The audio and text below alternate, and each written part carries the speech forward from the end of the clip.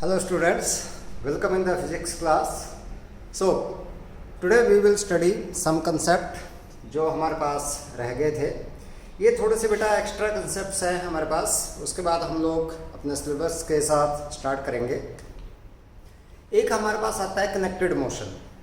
Actual में जो connected motion है that is in the related topic, but for the competition point of view this topic that is important. So connected motion में हम लोग बात करते हैं when the two masses these are connected with a string and the string that passes over a frictionless pulley. तो मान लो हमारे पास कोई दो मासेस लेट, इसको हम लोग बोलते हैं कौन सा, that is a connected motion के नाम से जाना जाता है. ठीक है, और इसको हम लोग ब्लॉक एंड पुली जो प्रॉब्लम है उसको भी उसके नाम से भी जाना जाता है, और मास और पुली के नाम से भी जाना जाता है हमारे पास. ठीक है, mass and pulley problem. So this is connected motion.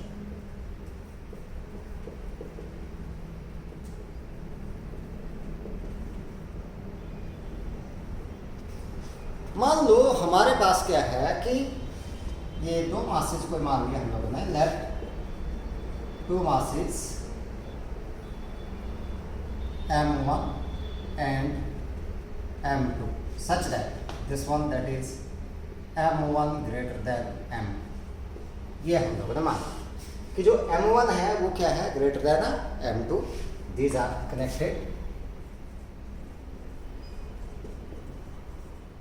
To the free ends of inextensible string which passes over a frictionless pulley, जो कि किसके ऊपर पास हो रही है, which passes over a frictionless pulley.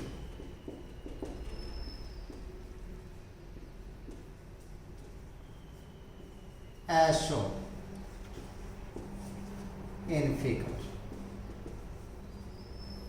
जैसा कि फिगर में दिखाई हुआ है.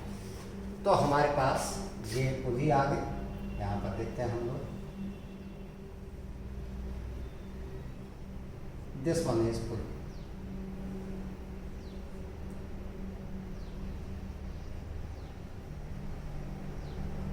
यहाँ पर एक मास है और यहाँ पर हमारे पास दूसरा मास हम लोग मान के चलेंगे, क्योंकि M2 this one that is M1 is greater than M2, तो M1 नीचे जाएगा क्योंकि इसका वेट ज़्यादा होगा, तो आपके पास ये नीचे की तरफ को जाएगा. इसका वेट ज़्यादा होगा बेटा आपके पास. दिस वन इज M1 और ये हमारे पास आ गया M2.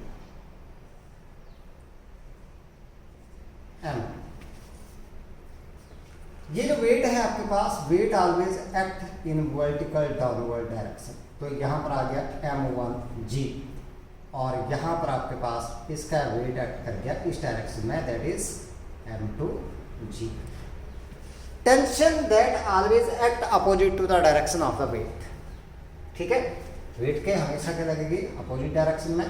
तो इसमें स्ट्रिंग में टेंशन प्रोड्यूस हो जाएगी. मान लो टेंशन आपके पास किसके बराबर आ गई, T.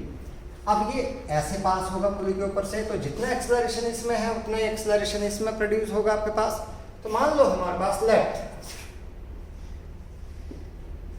A be the common acceleration, common acceleration of the system, of the system. इस सिस्टम का कॉमन एक्सेलरेशन मान लिया हम लोगों ने A, and T be the tension produced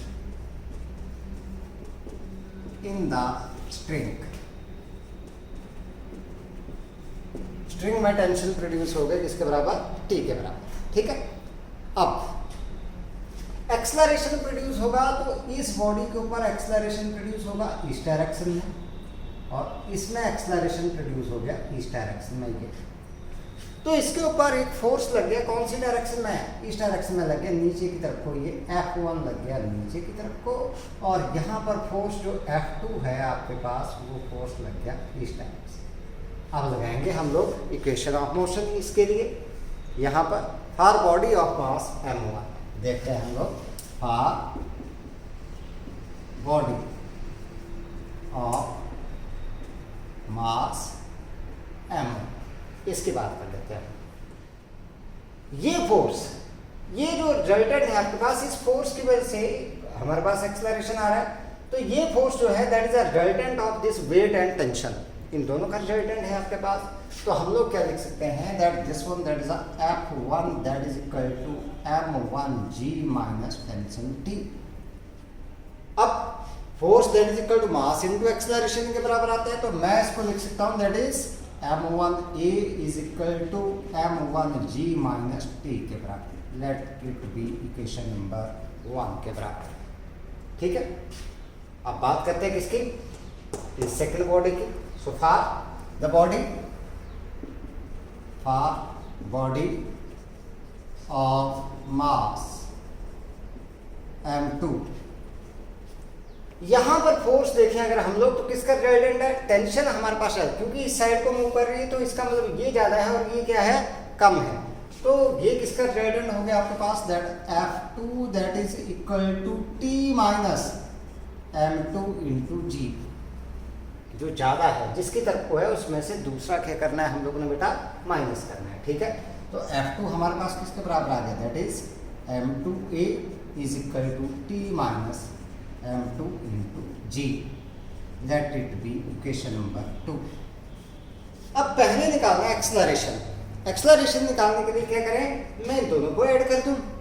so adding equation 1 and 2 कर दे ऐड, एडिंग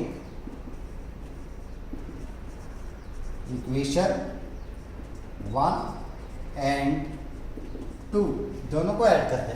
देखो बेटा हमारे पास यहां से देखो M1A plus M2A is equal to, ये T माइनस का T प्लस का कैंसिल आउट हो जाएगा, तो यहां से बच गया आपके पास M1G माइनस M2G के बराबर। A यहां से कॉमन है तो कॉमन ले लो, इनसाइड बच गया M1 plus M2 is equal to, यहां पर G कॉमन है तो मेरे पास आ गया M1 minus M2 into G के बराबर। So A is equal to किसके बराबर, that is M1 minus M2 into G upon M1 plus M2। This one is the acceleration.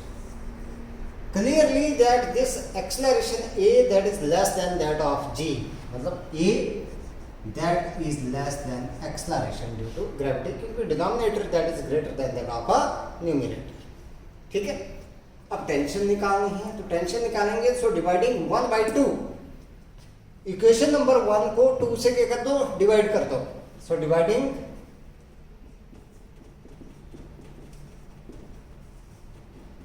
1 by 2 कर देते हैं डिवाइडिंग को। ये क्या है, M1A divided by M2A is equal to M1G minus T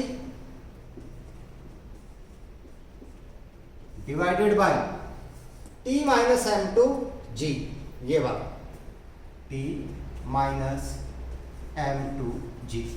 देखो बेटा यहाँ पर A से A कैंसिल आउट, तो हमारे पास बच गया क्या, M1 over M2 is equal to M1G minus T over T minus M2 into G, cross multiply. तो मेरे पास आ रहा है यहाँ पर M1T minus M1 M2G is equal to, इससे मल्टीप्लाई करते हैं M1 M2G minus M2 into T। इस T वाले को एक साइड ले आऊं तो मेरे पास आ गया यहाँ पर M1T plus M2T that is equal to, ये दूसरी साइड जाएगा प्लस हो जाएगा, तो ये M1 M2G plus M1 M2G। यहाँ से T कॉमन है, so m1 plus m2 into T is equal to m1 m2g plus m1 m2g that is equal to m1 m2g के बराबर। So T that is equal to tension that is 2 m1 m2g upon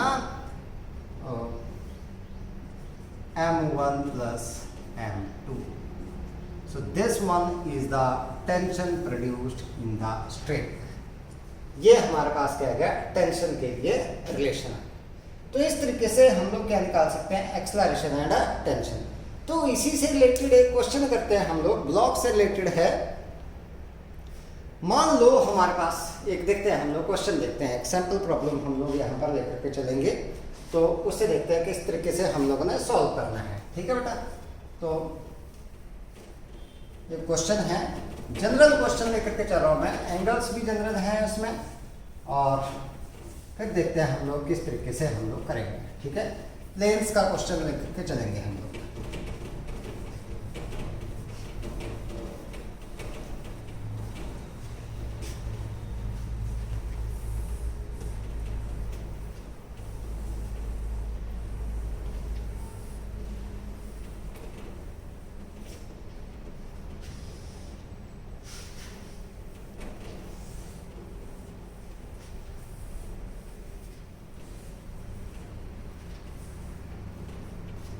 मान लो हमारे पास क्या है कि ये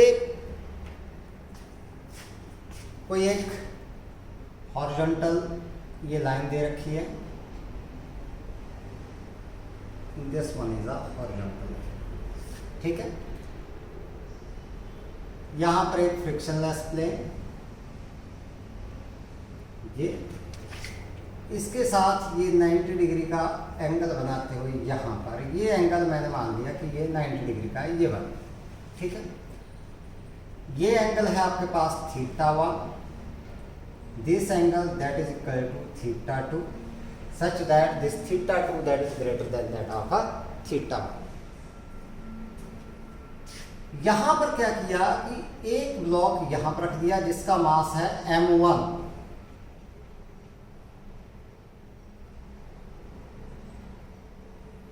ये इसका मास m1 मैंने मान लिया, और एक ब्लॉक यहां पर है,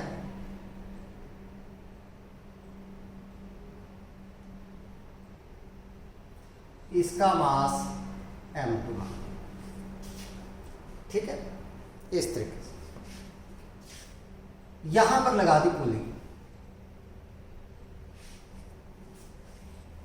ध्यान से समझ। इस ब्लॉक को किसी स्ट्रिंग के साथ ऐसे अटैच कर दिया, this string that passes over the pulley and it is connected to second block, इस तरीके से पास हो। We have to calculate the acceleration in the system and the tension produced in the string. अब depend करता है हमारे पास कि कौन सा मास ज्यादा है, उस साइड को मोशन होगा हमारे पास। एंगल के ऊपर भी डिपेंड करता है। हम लोग अगर मासेस बराबर लेकर के चले, ध्यान से दें यहाँ पर, अगर m1 is equal to m2 then the mass which is on the plane which is having greater slope that will go down, वो नीचे जाएगा। लेकिन ये जरूरी नहीं है, अगर मान लो आपके पास सिर्फ m1 is very very greater than m2, तो जो कम स्लोप है वो मास भी इस साइड को आ सकता है। लेकिन मैं यही मान चलता हूं कि ये वाला मास जो है आपके पास किस साइड को चलेगा, इस साइड को एक्सेलरेशन ए के साथ चलेगा। तो मैंने क्या कर लिया कि टोटल एक्सेलरेशन जो है वो कितना मान लिया, इस साइड को ए मान लिया, ये एक्सेलरेशन ए, इस साइड को एक्सेलरेशन ए मान लिया सिस्टम में। तो ये भी इस साइड को एक्सेलरेट करेगा कितने के साथ है, ए के साथ। तो इसका मतलब इस साइड को फोर्स लग गया आपके पास कितना, F2 लग गया इस डायरेक्शन में, और इसके ऊपर फोर्स लग गया इस डायरेक्शन में कितना, F1 लग गया। अभी बाकी चीजें तो तोड़ी नहीं हम लोगों ने। सरफेसिंग मैंने माने हैं फ्रिक्शनलेस, तो मतलब फोर्स ऑफ फ्रिक्शन मैंने मान लिया है किसके बराबर, 0 के बराबर। अब टेंशन हमेशा आपके पास किस डायरेक्शन में रहेगी, अपोजिट डायरेक्शन में। इट टेंड्स टू ये जो है आपके पास, it tends to move in this direction. अगर मान लो आपके पास इक्विलिब्रियम में है ये, तो ये it tends to move this direction, तो इसके ऊपर टेंशन हमेशा रहेगी इस डायरेक्शन में, और इसके ऊपर टेंशन रहेगी हमेशा किस डायरेक्शन में, इस डायरेक्शन। वेट आपके पास बॉडी का हमेशा एक्ट करेगा कैसे, वर्टिकल डाउनवर्ड डायरेक्शन। तो ये आपके पास आ गया m1g, और इसका वेट भी आपके पास कैसे एक्ट करेगा, वर्टिकल डाउनवर्ड डायरेक्शन। तो ये किसके बराबर, m2g के बराबर। ऐसे नॉर्मल रिएक्शन इस सरफेस के हमेशा नॉर्मल, तो ये r1 है, और ये यहां पर इसके नॉर्मल, तो ये आपके पास किसके बराबर है, r2 के बराबर। मैं इसको अगर पीछे ऐसे प्रोड्यूस कर दूं, तो ये एंगल किसके बराबर, θ1 के बराबर। तो ये आपके पास आ जाएगा m1g cos ऑफ थीटा, और इसको अगर मैं प्रोड्यूस कर दूं ऐसे, तो ये थीटा आ गया आपके पास, तो ये किसके बराबर आ जाएगा, this is m2g cos of theta, θ2 के बराबर। ये θ1 और ये θ2 के बराबर, दिस इज θ2। अब वर्टिकल कंपोनेंट ने इसका, तो वर्टिकल कंपोनेंट इस डायरेक्शन में आएगा, this is which one, that is m1g sine of θ1, और इसका वर्टिकल कंपोनेंट इस डायरेक्शन में आएगा आपके पास, that is m2g sine of θ2।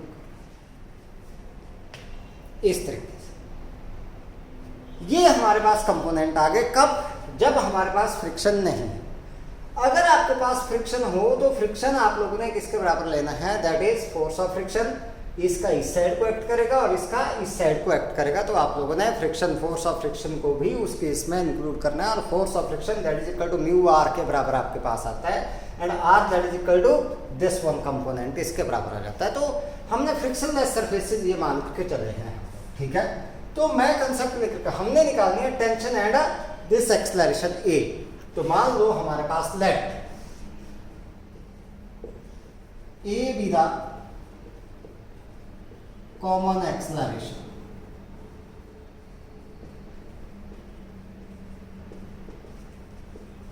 Of the system.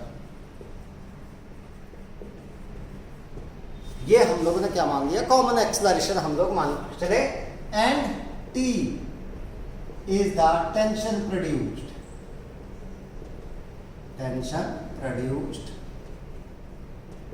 in the string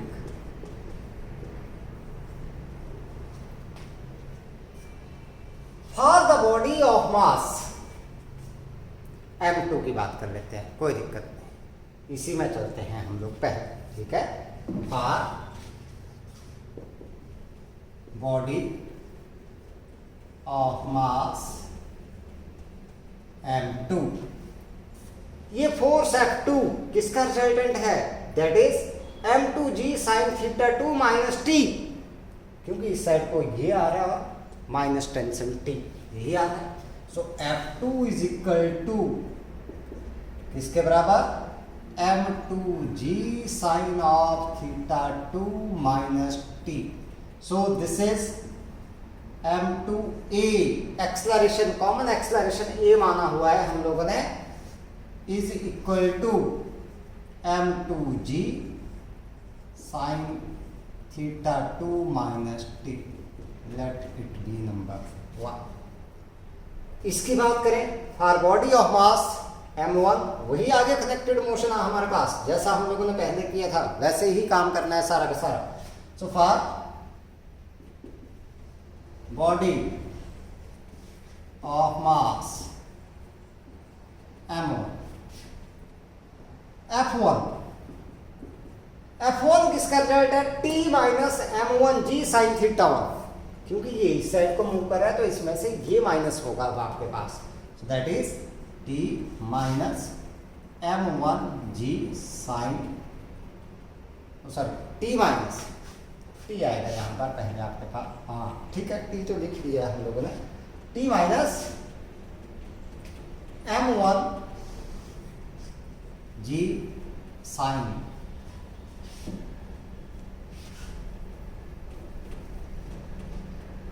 m1 g sin theta 1. So that is m1 a is equal to t minus m1 g sin theta 1. Number 2, क्या कर दो, adding 1 and 2. Acceleration निकालना है, दोनों क्या कर दो, add कर दो. सो एडिंग 1 and 2, दोनों को ऐड करेंगे तो ये तो हमारे पास क्या हो गया बेटा, a कॉमन आ जाएगा. चलो मैं ऐसे लिख देता हूं, m1 a plus m2 a is equal to, t से t कैंसिल आउट हो जाएगा तो that is m2g sine of theta 2 minus m1g sine of theta 1. So m1 plus m2 into a is equal to, यहां से g आपके पास common है, common ले लो, m2 sine of theta 2 minus m1 sine of theta 1. So a is equal to g m2 sine of theta 2 minus m1 sine of theta 1 upon m1 plus m2. This is acceleration. ठीक है, ये क्या आ गया आपके पास है, acceleration.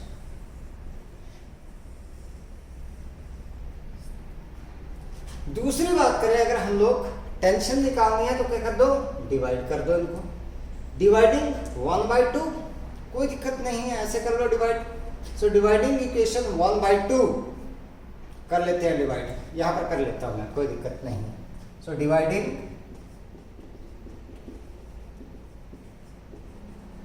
Equation 1/2, tension निकालेंगे. सो m2 upon m2a upon m1a, that is equal to m2g sin theta 2 g sin theta 2 minus t upon t minus m1g sin of theta 1. a से a cancel out, so m2 over m1 is equal to m2g sin of theta 2 minus t over t minus m1g sin of theta 1.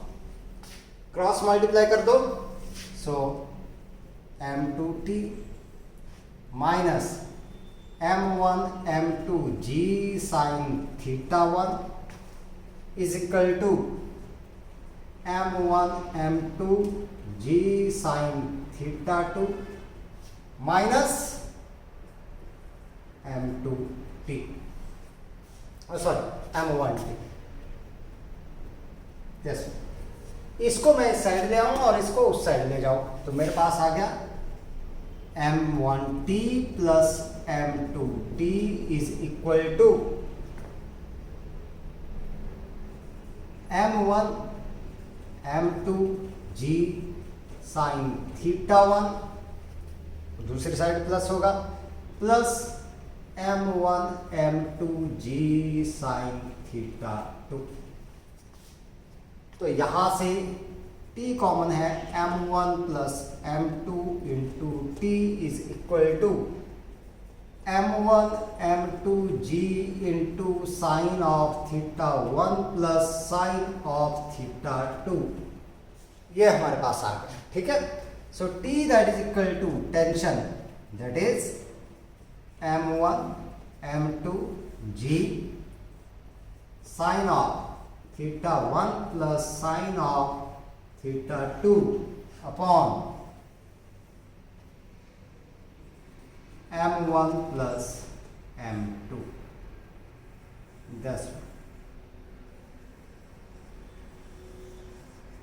This is the tension produced in the string. ये acceleration आ गया और ये क्या आ गया आपके पास, this one is the tension. ठीक है, तो इस तरीके से आप लोगों ने ये टेंशन और ये निकालना है। अगर फ्रिक्शन आता है तो आप लोगों ने फोर्स ऑफ फ्रिक्शन को इंक्लूड करना है, तो फोर्स ऑफ फ्रिक्शन यहाँ पर इस साइड को आ जाएगा, तो T minus mg sine theta plus यहाँ पर फोर्स ऑफ फ्रिक्शन आ जाएगा, जिसको आप लोगों ने म्यू आर की फॉर्म में आप लोगों ने तोड़ना है। Mu r1 that is equal to mu m1 g cos theta 1 के बराबर आ जाएगा, और यहाँ पर फोर्स ऑफ फ्रिक्शन इस साइड को आ जाएगा, तो m2g sine theta 2 minus T minus that force of friction आपके पास आएगा। ठीक है, तो उस तरीके से आप लोग इसको निकालो। Sometimes the values of these angles are given and the masses are given, तो भी आप लोगों ने इसी तरीके से निकालना है। You have to find out the reaction. Reaction भी कई बार आप लोगों ने निकालनी होती है जब मासेस दिए गए होते हैं आपके पास 1 किलोग्राम 2 किलोग्राम, इस तरीके से आपके पास ब्लॉक के मासेस दिए गए होते हैं। You have to solve the problem. तो ये जनरल तरीका आपके पास आ गया किस तरीके से आप लोगों ने किसी भी प्रॉब्लम को क्या करना है, सॉल्व करना है। तो इस तरीके से आप लोग इसको सॉल्व कर सकते हैं। ठीक है, अब बेटा हम लोग स्टार्ट करेंगे अपने सिलेबस के साथ। So let us start with the syllabus. That is concept था हमारे पास किसका, कोलिजन का।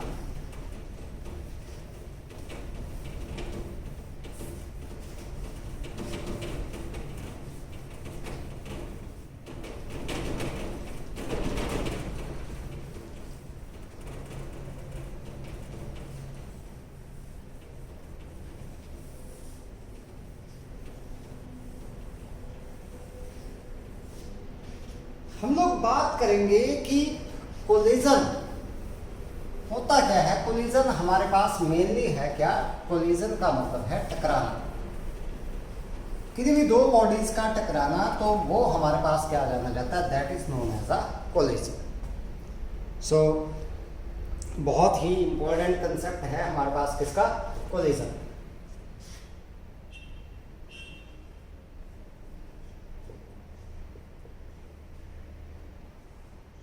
Collision,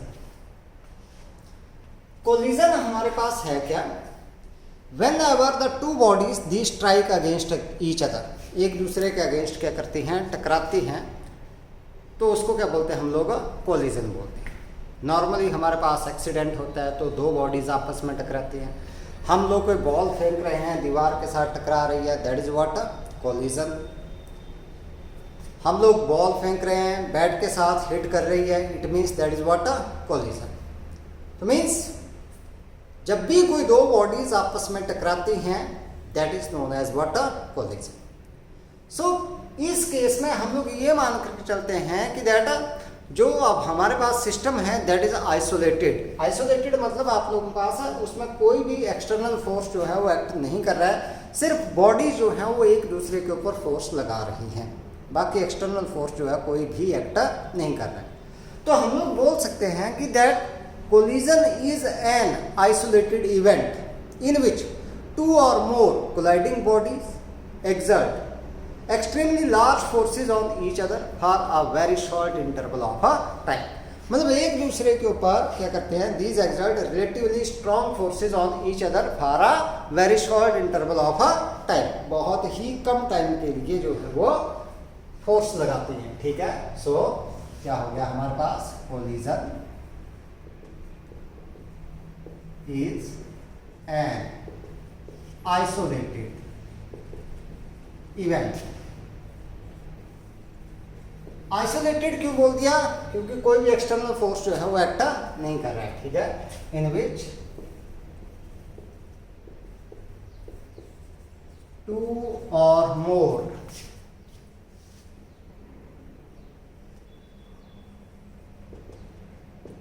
colliding bodies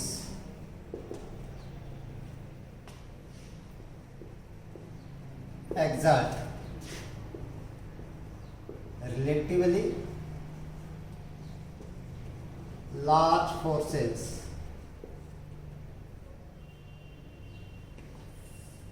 on each other for short interval of time.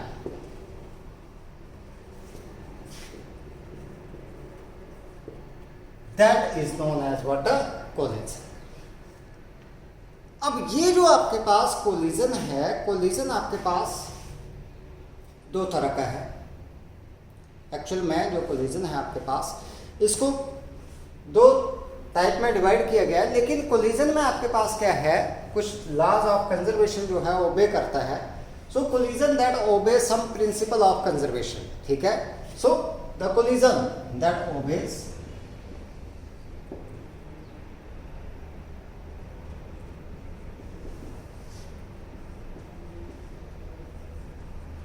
number 1 law of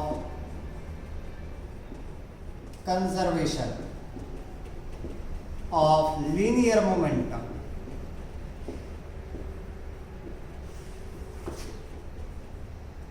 It means that whenever there is a collision, what happens that the total linear momentum of the system that remains conserved.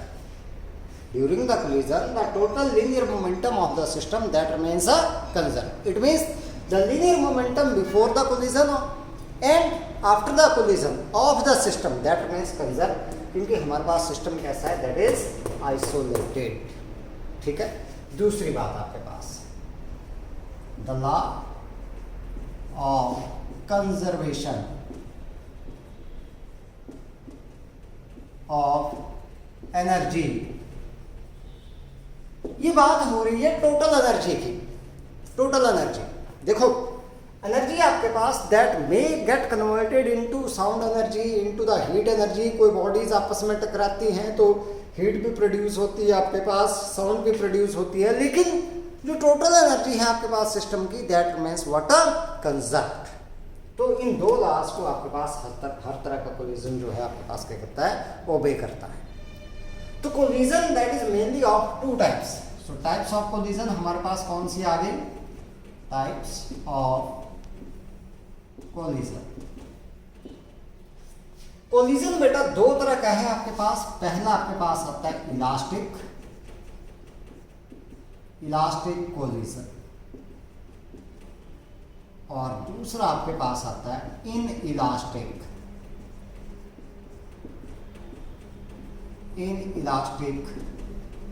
Collision.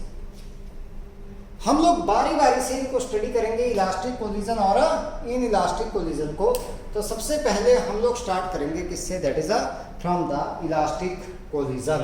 Elastic collision हमारे पास क्या है. ठीक है. So elastic collision से हम लोग start कर रहे हैं. यहां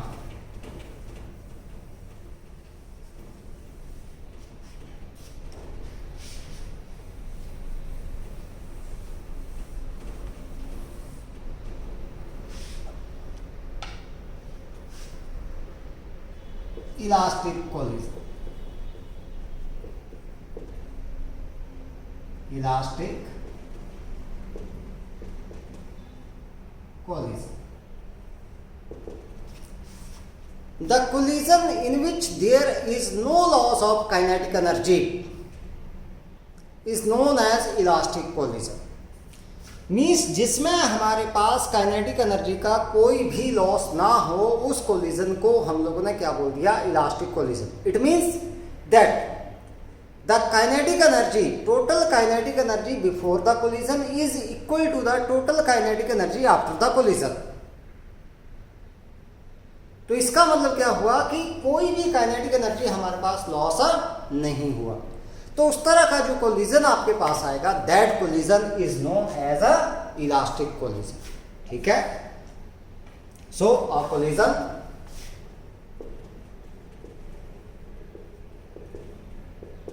in which there is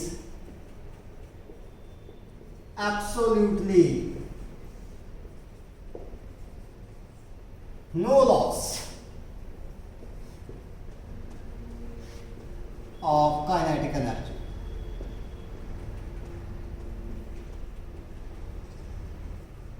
is called elastic collision. अब इसके एग्जाम्पल की बात करते हैं. जनरली ये कोलिजन हम लोगों को देखने में नहीं मिलता है, लेकिन फिर भी हम लोग ये मान चलते हैं इसमें जो एग्जाम्पल्स हैं हमारे पास, that is a collision between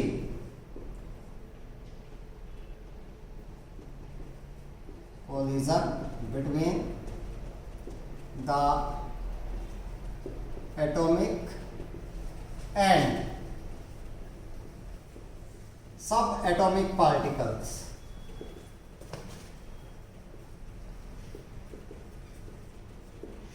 That is which one? That is a elastic collision. Atomic और सब एटॉमिक पार्टिकल्स हमारे पास कौन से आते हैं? जैसे हम लोग मान कर चलते हैं that is a collision of the electron with a proton, या प्रोटॉन प्रोटॉन के बीच का कोलिजन हो गया, या हमारे पास अल्फा पार्टिकल का कोलिजन हो गया किसी के साथ, ठीक है, अल्फा पार्टिकल और प्रोटॉन के बीच का कोलिजन हो गया हमारे पास.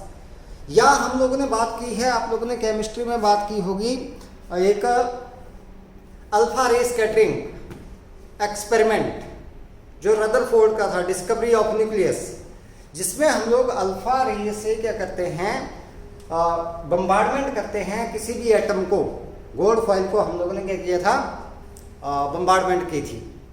तो उसमें जो कोलिजन आता है with the nucleus, the collision of the alpha particle with the nucleus of the atom, that is also considered as a perfectly elastic collision. There is a no loss of the kinetic energy.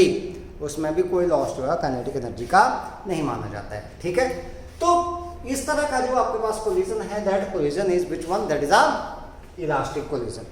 या अगर हम लोग बात करें that is a collision between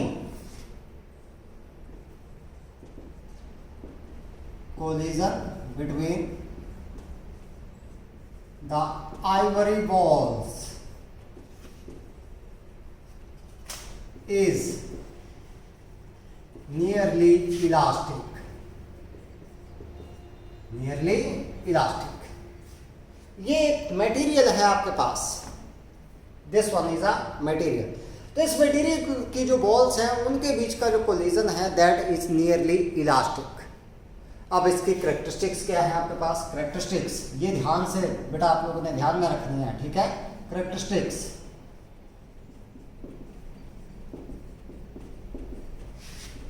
of elastic collision.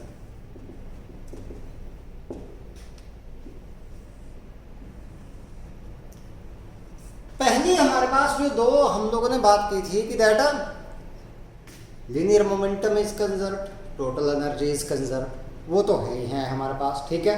तो पहली बात हमारे पास, पहली कैरेक्टरिस्टिक्स क्या है? That the total linear momentum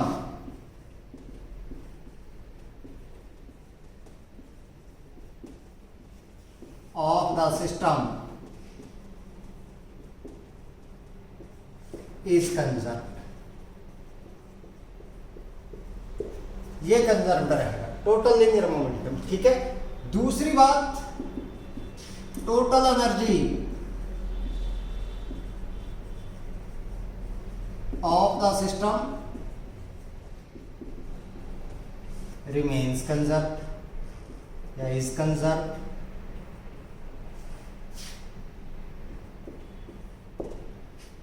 third one, kinetic energy आप हमारे पास अगर बात करें हम लोग, the kinetic energy is conserved. The kinetic energy of the system is conserved. Kinetic energy भी क्या रहेगी आपके पास? कंजर्व रहेगी. लास्ट वन हमारे पास क्या है?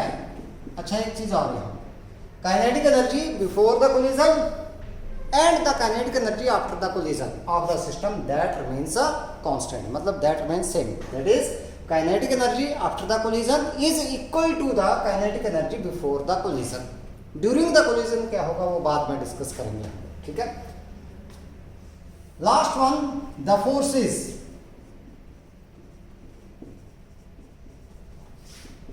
involved are conservative in nature. जो फोर्सेस इन्वॉल्व होंगे वो कैसे आएंगे आपके पास? That must be conservative in nature. Conservative forces अब आप लोग जानते हो कि कौन से फोर्सेस हैं. So these are the four characteristics of the elastic collision, जो कई बार पूछी जाती है. That what are the characteristics of the elastic collision, ठीक है. अब बात करते हैं हम लोग किसकी, that is of a inelastic collision. दूसरा कोलिजन कौन सा था, इनइलास्टिक कोलिजन, तो उसकी बात कर लेते हैं हम लोग।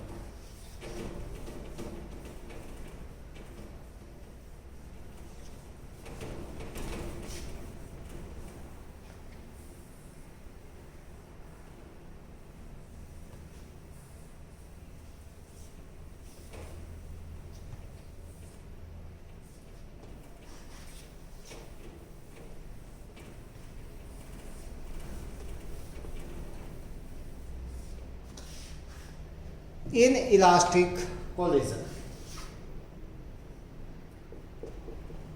Inelastic collision.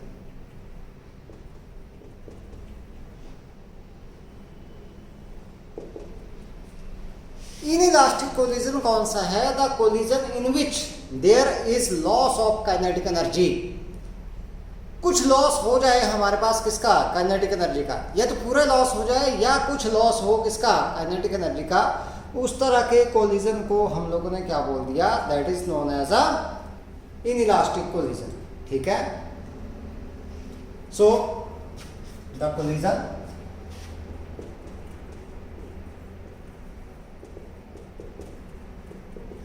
In which there occurs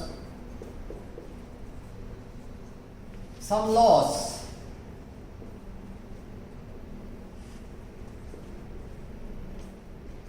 of kinetic energy is called inelastic collision.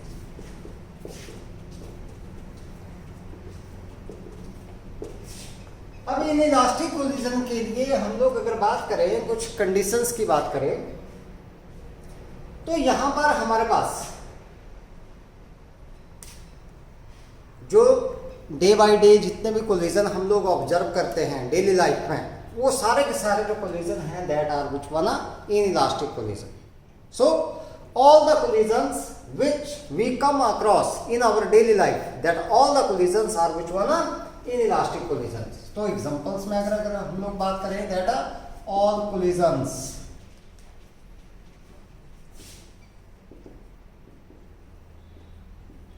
we come across in our daily life,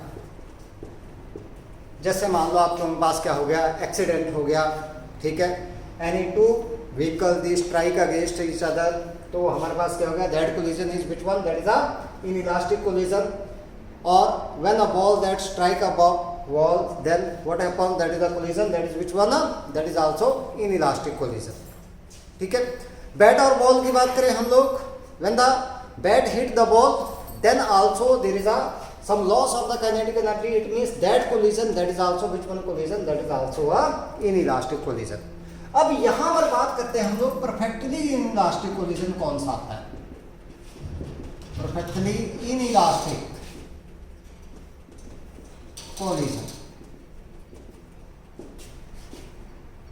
देखो बेटा, जब हमारे पास कोई दो बॉडीज आपस में कोलाइड करेंगी and after the collision the two bodies the stick together, एक दूसरे के साथ चिपक जाएंगे, then the collision is known as perfectly inelastic collision. So the collision in which two bodies stick together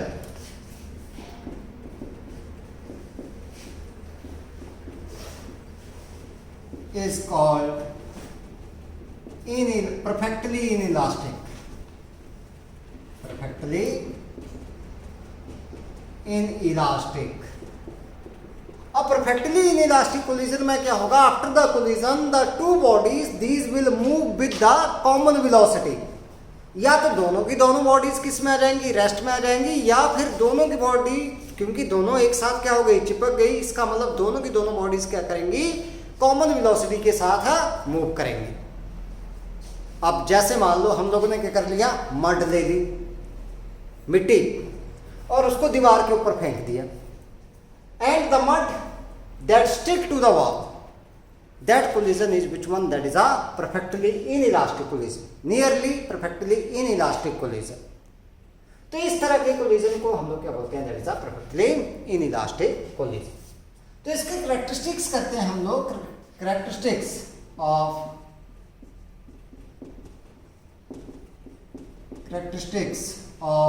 inelastic collision.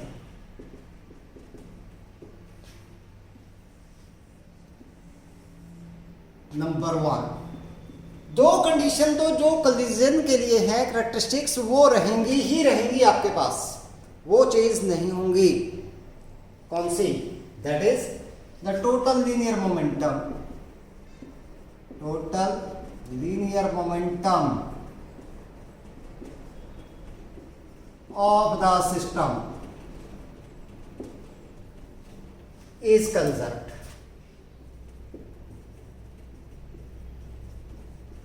ये conserve रहेगा ही रहेगा. टोटल लीनियर मोमेंटम आपके पास. Second one, total energy of the system is conserve. अब तीसरे से आपके पास चेंज हो जाएगा. उसमें पिछले में इलास्टिक कोलिजन में हमने बोला था that the kinetic energy is conserved, लेकिन यहां पर क्या था? There occur some loss of kinetic energy. इसका मतलब यहां पर kinetic energy is not constant. So the kinetic energy is not constant.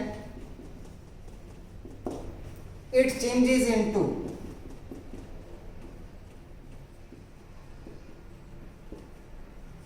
Heat energy और साउंड एनर्जी. हीट एनर्जी और sound energy which later get dissipated into the atmosphere. इसका मतलब इसको recover नहीं किया जा सकता है. टोटल एनर्जी तो सिस्टम की आपके पास कांस्टेंट है, लेकिन ये हमारे पास किस में कन्वर्ट हो गई? That is a heat energy और साउंड एनर्जी. ठीक है, तो काइनेटिक एनर्जी हमारे पास कांस्टेंट नहीं है. Next one, some or all the forces involved are non-conservative in nature. Some or all the forces involved are non-conservative.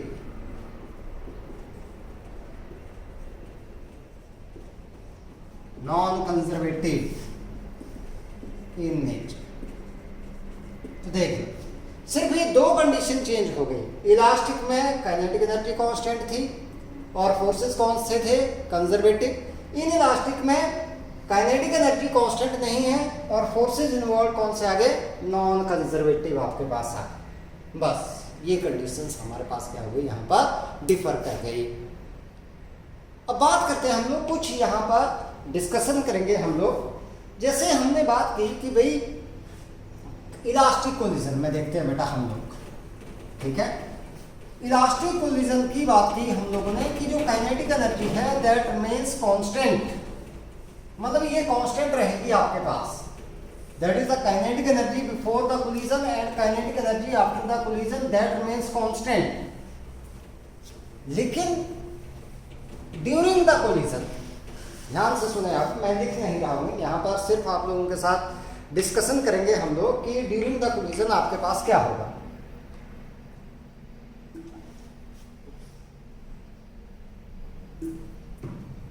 तो उसकी बात कर लेते हैं हम लोग that what happens during the collision. देखो हमारे पास जब दो बॉडीज टकरा गए, kinetic energy, total kinetic energy before the collision and total kinetic energy after the collision, that remains constant. But during the collision, during the event of the collision, जब दो bodies आपस में टकरा रही हैं इस तरीके से, तब काइनेटिक एनर्जी कांस्टेंट नहीं है. At that time the kinetic energy that is not conserved. During that interval the kinetic energy that gets converted into the potential energy. ये ध्यान रखना है आप लोगों ने. जब बॉडी आपस में टकराई उस दौरान जो काइनेटिक एनर्जी है that gets converted into what a potential energy. और जैसे वो क्या हो गई, एक दूसरे से सेपरेट हो गई इलास्टिक कोलिजन में, फिर से आपके पास क्या हो गया, काइनेटिक एनर्जी, जो पोटेंशियल एनर्जी थी वो फिर से किस में कन्वर्ट हो गई, काइनेटिक एनर्जी में। इसलिए हम लोग बोलते हैं कि in the elastic collision the kinetic energy after the collision that is equal to the kinetic energy before the collision. लेकिन ड्यूरिंग द कोलिजन जो काइनेटिक एनर्जी है that gets converted into what, that is the potential energy. One more thing, जो linear momentum है वो भी ऐसे ही बात करते हैं हम लोग कि that the total linear momentum of the system after the collision that is equal to the total linear momentum before the collision and it also remain same during the collision also. लेकिन the linear momentum of the individual particles that may not remain constant. Individual particles का जो system में जो particles हैं, individual particle, उनका linear momentum change हो सकता है, लेकिन जो सिस्टम है आपके पास, पूरा सिस्टम है, उसका जो लीनियर मोमेंटम है, total linear momentum that remains a constant. अब यहां से हम लोग डिफाइन करेंगे that is a coefficient of restitution. Collision में क्या होता है, इससे कंडीशन निकालते हैं हम लोग कि कोलिजन कैसा आएगा आपके पास, इलास्टिक होगा, इन इलास्टिक होगा, किस तरीके का कोलिजन आएगा। तो उसकी वैल्यू से हम लोगों को पता चल जाता है कि that whether the collision is elastic और whether the collision is a inelastic. देखो हमारे पास होता क्या है एक्चुअल में बेटा,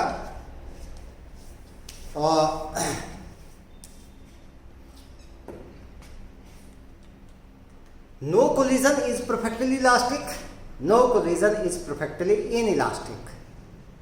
परफेक्टली कोई नहीं है, देखो कोई भी चीज जो है वो परफेक्ट नहीं है, लेकिन हम लोग मान लेते हैं nearly perfectly elastic and nearly perfectly in elastic, हम लोग मान के चलते हैं। तो उसके लिए हमारे पास क्या किया गया, we have defined coefficient of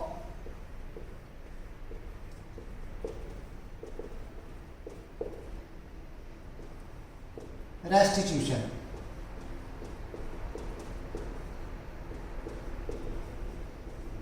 और कोएफिशिएंट ऑफ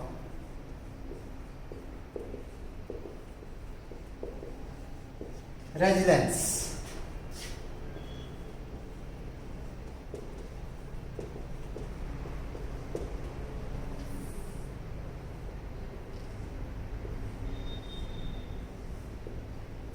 इसको डिफाइन किया गया है, ठीक है। तो देखते हैं ये होता क्या है हमारे पास। So coefficient of restitution of the collision is defined as the ratio of the relative velocity of separation after the collision to the relative velocity of approach before the collision।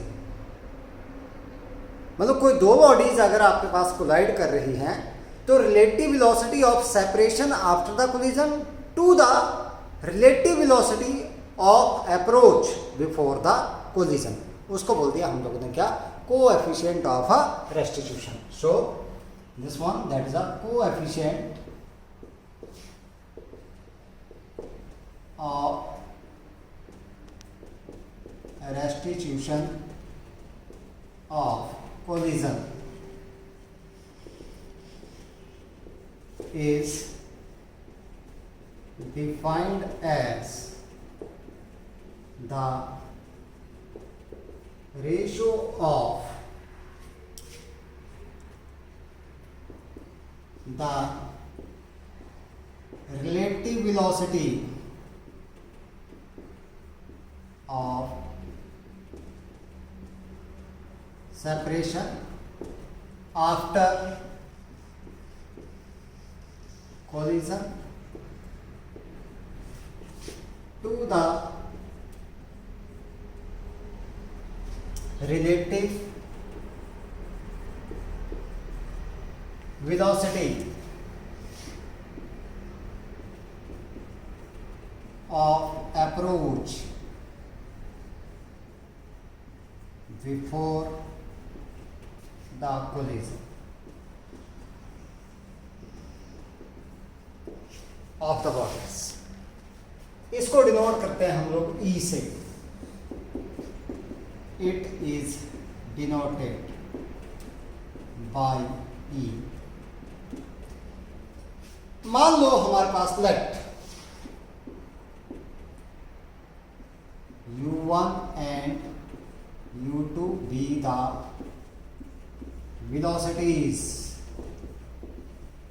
of two bodies before collision.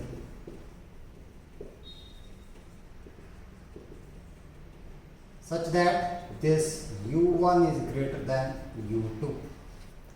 So, relative velocity of approach, velocity of approach before collision, that is किसके बराबर? u1 minus u2। ये आपके पास है। मान लो हमारे पास late v1 and v2 be the velocities of two bodies after collision। तो सीधी सी बात है v2 that will be greater than v1, तभी हमारे पास बॉडी जो है वो स्टिक नहीं करेंगे एक दूसरे के साथ। So therefore the relative velocity of separation, relative velocity of separation, that is v2 minus v1. Therefore, this coefficient of restitution E, that is equal to relative velocity of separation after the collision, that is v2 minus v1 upon relative velocity of approach, that is u1 minus u2. For perfectly elastic collision हमारे पास क्या होगा? Total kinetic energy that remains constant. So for perfectly elastic collision, for perfectly elastic collision e की value हमारे पास that is equal to 1। For perfectly inelastic collision E is equal to 0। ये value ध्यान रखने बेटा। परफेक्टली इलास्टिक ये prove भी करेंगे हम लोग आगे चल करके। परफेक्टली इलास्टिक के लिए आपके पास क्या रहेगी? इसकी वैल्यू 1 के बराबर रहेगी। परफेक्टली इनइलास्टिक के लिए आपके पास क्या रहेगा? ये 0 के बराबर रहेगा। और बाकी बच गया हमारे पास for other collisions E that is greater than 0 and less than 1। तो इसका मतलब that the for all collisions this E that lies greater than equal to 0 और less than equal to 1। 0 होगा किसके लिए? परफेक्टली इनइलास्टिक, और 1 होगा किसके लिए? फॉर परफेक्टली इलास्टिक कोलिजन के लिए। अब बात करते हैं हम लोग डिटर्मिनेशन ऑफ E। इसको डिटरमाइन करते हैं कि किस तरीके से हम लोगों ने क्या करना है, इसको डिटरमाइन करते हैं कि एक्सपेरिमेंटली हम लोग इसको डिटरमाइन करते हैं। ठीक है, तो देखते हैं हम लोग determination of E, coefficient of restitution को हम लोग डिटरमाइन करेंगे। अब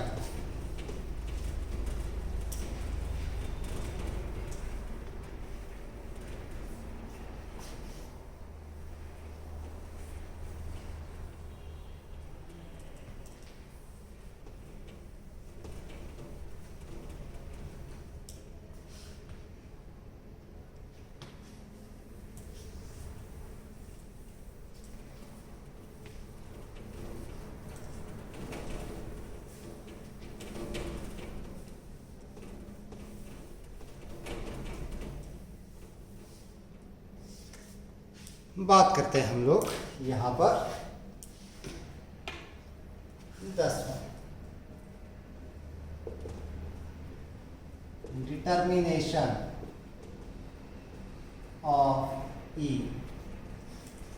मान लो हमारे पास क्या है कि दो बॉब हैं, कॉमन स्पोर्ट से हम लोगों ने इनको क्या कर रखा है, ये हैंग कर रखा है, ये इस तरीके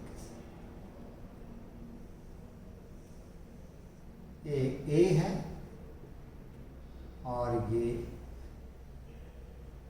बी है हमारे पास। These are initially at rest, इस तरीके से।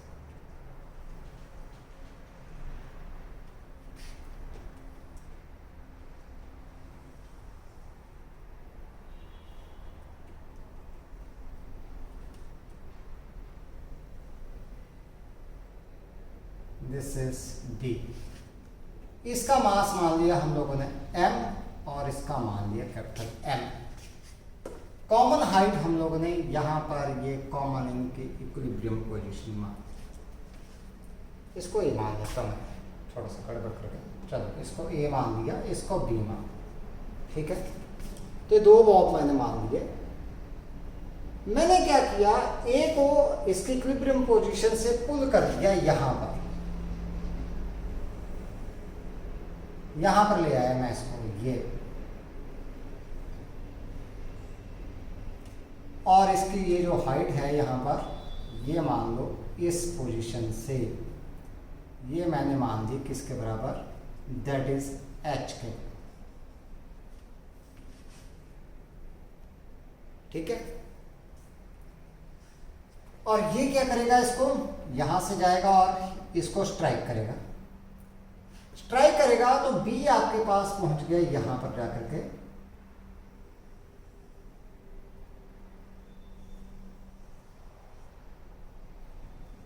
ये बी है, ये हमारे पास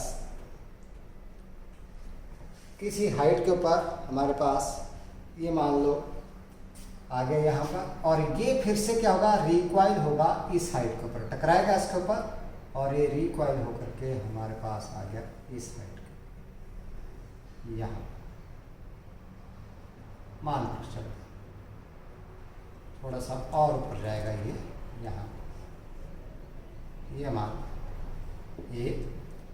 ये हाइट हम लोगों ने मान ली h1 और ये हाइट हम लोगों ने मान ली इसकी कितनी, that is h2।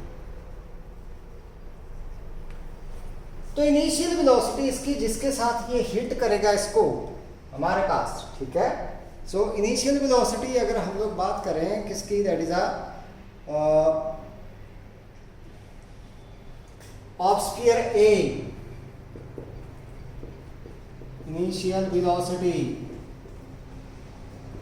Of A जिसके साथ ये बी को हिट करेगा, दैट इज u1। u1 मान लिया हम लोगों ने, that is 2gh1 under the root. ये फार्मूला का रखा है हम लोगों ने, किसी हाइट h पर जब आता है तो हमारे पास ये h 2gh हाइट h से आया आपके पास, ठीक है। और initial velocity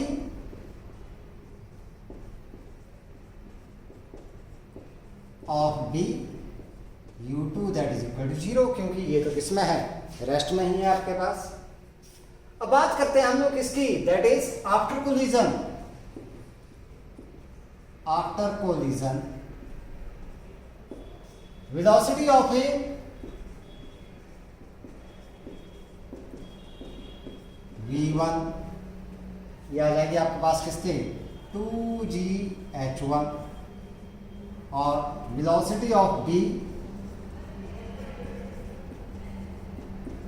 v2 that is equal to 2gh2 under the root. So coefficient of restitution की बात करें, that it is the ratio of the velocity of separation, that is v2 minus v1 upon velocity of approach u1 minus u2। So E that is equal to v2 किसके बराबर है बेटा, 2gh2 minus 2gh1 upon 2gh minus 0। सो 2GH root common आकर के cancel out हो जाएगा हमारे पास। तो कोफिशिएंट ऑफ रेस्टिट्यूशन हमारे पास बच गया किसके बराबर, under root H2 minus under root H1 upon this one that is under root H. This one is the coefficient of restitution. तो इस तरीके से हम लोग ये डिटरमाइन कर सकते हैं। तो लेकिन मेनली आप लोगों ने कंसेप्ट क्या ध्यान में रखना है यहाँ से कि coefficient of restitution for the perfectly elastic collision that is equal to 1, for the perfectly inelastic collision that is equal to 0 and for other collision the coefficient of restitution that lies between 0 and 1। ठीक है, तो collision हम लोग start करेंगे इन 1 dimension भी करेंगे, इन 2 dimension भी करेंगे, परफेक्टली इलास्टिक कोलिजन भी करेंगे और परफेक्टली इन इलास्टिक कोलिजन भी हम लोग करेंगे। तो वो हम लोग करेंगे नेक्स्ट लेक्चर में। ठीक है, अभी तक आप लोगों ने इतना ही करना है। Thank you and have a nice time.